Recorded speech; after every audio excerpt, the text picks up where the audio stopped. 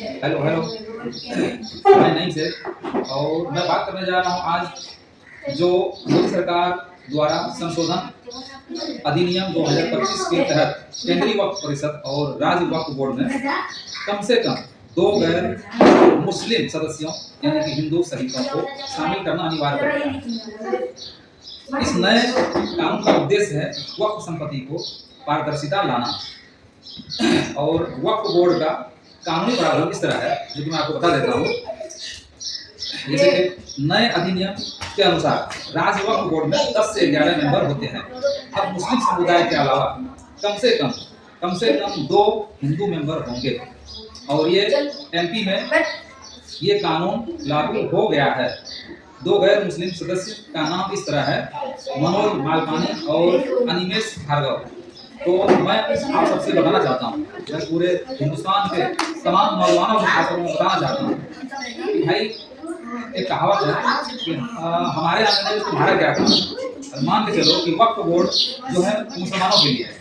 और वक्फ बोर्ड में जो वक्फ किया जाता है संपत्ति वो सिर्फ और सिर्फ मुस्लिम करते हैं, मुसलमान करते हैं।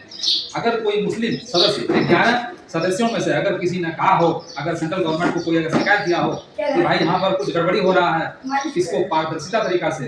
करना है और आम लोगों को बताना है कि क्या चल रहा है, तो मैं तो ये समझता हूँ कि अभी जिस तरह से राम मंदिर का मुद्दा आया, चोरी वाला आया, उसमें सारे मेंबर, हालांकि हिंदू मंदिर है, मेंबर भी सारे उसमें हिंदू भाई होंगे और होना भी चाहिए। अब मुस्लिम की जो मसला है, मुसलमान का अगर कोई बोर्ड है या वक्फ बोर्ड है या और कोई किसी तरह का कोई धार्मिक कोई चीज है तो उसमें किसी दूसरे धर्म के लोगों का हस्तक्षेप नहीं होना चाहिए। अगर कोई मुसलमानों ने ये कहा है, अगर ये सेंट्रल गवर्नमेंट से अगर ये कहा है कि ये वक्फ बोर्ड में संशोधन कीजिए, हिंदू सदस्य को भी इसमें एंट्री दीजिए इसलिए कि यहाँ पारदर्शिता नहीं है, यहाँ कुछ गड़बड़ हो रहा है, तब आप कर सकते थे। जब किसी ने कोई ऐसी मैसेज दिया ही नहीं, मैं तो समझता हूँ कि मोदी जी खास तौर पर सेंट्रल गवर्नमेंट है, दुनिया जानता है, ये पूरे भारत के लोग जानते हैं कि जो मंदिर का जो रखवाला है वो उन्हीं के लोग हैं और जो उसमें जो भी 100 करोड़ हो, 500 करोड़ हो, 1000 करोड़ हो, जो भी हेरा फेरी हुआ है उनके ही निगरानी में चीज हुआ है और बहुत सारे संगठन लोग आवाज उठा रहे हैं कि तुमको उससे क्या लेना, तुमको उस पैसे से क्या लेना, चोरी मंदिर हमारा और चोरी हमारी, दान दिए हमारे, तुमको क्या लेना, ये लोग कह रहे हैं। लेकिन अब जब इस तरह से घटना आपके मंदिर में हो सकता है तो आपसे हम लोग क्या उम्मीद करेंगे, आपसे हम लोग क्या उम्मीद रखेंगे कि आप यहाँ पर पारदर्शिता करेंगे। हमको तो साफ समझ में आ रहा है जिस तरह से लूट वहाँ राम मंदिर में हुआ है, इसी तरह से आप वक्फ बोर्ड के अंदर 2 हिंदू सदस्यों को डालने के बाद वहाँ भी इस तरह से गड़बड़ी किया जाएगा।